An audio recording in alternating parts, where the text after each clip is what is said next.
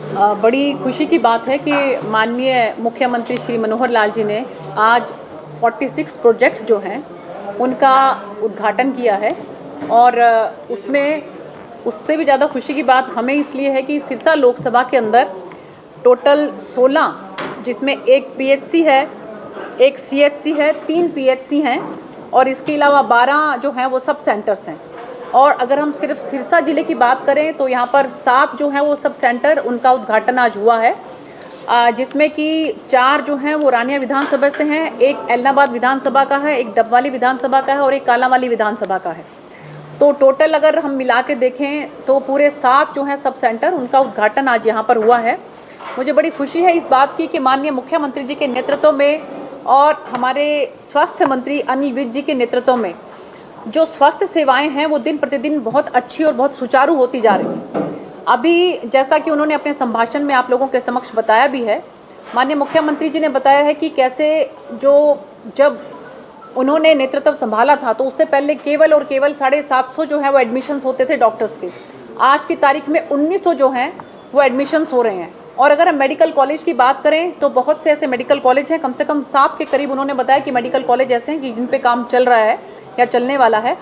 और उसके अंदर हमारा जो सिरसा जिला है उसका भी मेडिकल कॉलेज है, उसका पिछले दिनों माननीय जो हमारे राष्ट्रपति जी हैं उनकी उपस्थिति में मुख्यमंत्री जी ने उनसे उद्घाटन उसका करवाया था, उसका शिलान्यास उसका करवाया था। और इसी तरह से फतेहाबाद जिले के अंदर भी जो है वो मेडिकल कॉलेज जो है माननीय मुख्यमंत्री जी जो है उसकी घोषणा करके गए थे। तो बड़ी खुशी है इस बात की कि माननीय मुख्यमंत्री जी और हमारे स्वास्थ्य मंत्री जी दोनों मिलकर स्वास्थ्य सेवाओं को बहुत अच्छे तरीके से हर जन जन तक पहुँचे, इस कोशिश में लगे रहते हैं।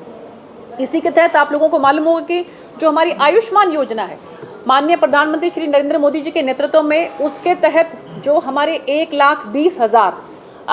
तक की जो आय है उसमें जो भी उसके अंदर इंक्लूड होता था तो उनको आयुष्मान कार्ड उनका बनाया जाता था ताकि उनको 5 लाख रुपए तक का जो मेडिकल फैसिलिटीज़ है वो सरकार की तरफ से मिले। लेकिन माननीय मुख्यमंत्री जी ने एक कदम और आगे बढ़ते हुए उसको चिरायु हरियाणा में कन्वर्ट किया और 1,80,000 तक की आय वाले जो हैं वो भी उसके अंदर इंक्लूड हो गए। पहले जो आयुष्मान योजना थी केंद्र की योजना, उसके तहत 15 लाख लोग इसका लाभ पा सकते थे, लेकिन चिरायु हरियाणा के बाद उसके अंदर आप ये देखिए कि 14.5 लाख उसके अंदर और ऐड हो गए। तो टोटल 29.5 लाख लोग ऐसे हैं कि जो इस चिरायु हरियाणा के अंतर्गत आते हैं और उनका आयुष्मान कार्ड बन सकता है। इसके साथ साथ माननीय मुख्यमंत्री जी ने बताया कि 8,000 ऐसे हमारे जो हैं वो पेशेंट्स हैं कि जिनको बहुत सीवियर, जिसको बोलते हैं कि चाहे हम कैंसर 1 कैंसर 2 की बात करें, हीमोफीलिया की बात करें, इस तरह की जो बहुत क्रॉनिक ऐसी डिजीज़ हैं जो रेयरेस्ट डिजीज़ होती हैं, उनके लिए भी जो है माननीय मुख्यमंत्री जी ने कम से कम भी आप ये देखिए कि 25 करोड़ का प्रावधान जो है उसके लिए किया है। ये जो 8,000 हमारे पेशेंट्स हैं जिनको इस तरह की डिजीज़ है, उसके अंदर 25 करोड़ का प्रावधान माननीय मुख्यमंत्री जी ने किया है। और ये जो 46 प्रोजेक्ट पूरे के पूरे हरियाणा के अंदर जिनका आज जो है उद्घाटन हुआ, उसके लिए 229 करोड़ रुपया लगा है। और जो हमारी सिरसा जिले की मैं बात करूं, जो 7 यहाँ पर हमारी सब सेंटर्स बने हैं, उसमें हर एक के ऊपर कम से कम भी 35 लाख रुपए की लागत आई है। तो मैं बहुत धन्यवाद करना चाहती हूँ माननीय मुख्यमंत्री जी को और हमारे स्वास्थ्य मंत्री जी को कि उन्होंने हमारी पूरे हरियाणा का इतना ख्याल रखा। और उसके साथ साथ जो सिरसा जिले की मैं बात करूँ, फतेहाबाद जिले की बात करूं, और एक इसके अंदर हमारे मेरी लोकसभा में जो नरवाना है उसमें खरल गांव है, वहां पर भी उन्होंने एक जो है वहां पर भी एक पीएचसी का उद्घाटन हुआ है। तो मैं बहुत जो है उनको धन्यवाद करना चाहती हूं। और अभी 13, 14, 15 को माननीय मुख्यमंत्री जी यहाँ पर जनसंवाद के लिए भी आ रहे हैं, जिसके अंदर की 3 गांव जो हैं हमारे डबवाली के और 3 गांव हमारे कालांवाली के और 3 गांव हमारे रानिया के। तो टोटल 9 गांव जो हैं उसमें उनका दौरा रहेगा, जिसमें वो जनसंवाद करेंगे, जो जनता की समस्या उनको सुनेंगे और इसके साथ साथ हम उनका समाधान भी करेंगे। तो मैं बहुत बहुत धन्यवाद करना चाहती हूँ माननीय मुख्यमंत्री जी, जो सदैव हमारे हरियाणा को आगे बढ़ाने के लिए तत्पर रहते हैं, आम जनता के लिए तत्पर रहते हैं कि कैसे जो है उनको हर सुविधा मुहैया होने चाहिए और उनका ईज़ ऑफ लिविंग, कि उनका जो जीवन है वो कैसे सरल हो, इस कोशिश में लगे रहते हैं। बहुत तय हो गया सीएम साहब, क्या कोई दिनों में इनॉग्रेशन भी होंगे कोई? नहीं, देखिए ये इनॉग्रेशन आज कर दिया ना, कि अगर उन्होंने कुछ इस तरह से, आप ये देखिए, ये माननीय मुख्यमंत्री जी को मैं बहुत इस बात के लिए मुबारकबाद देना चाहती हूँ कि उद्घाटन को उन्होंने जो जनता को समर्पित करना था उनको कैसे आप लोगों के समक्ष समर्पित किया।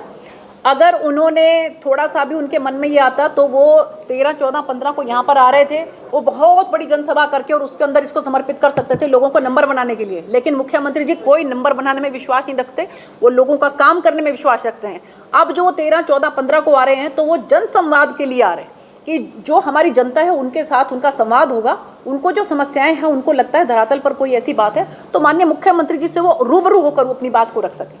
सरपंचों और किसानों ने ऐलान किया है कि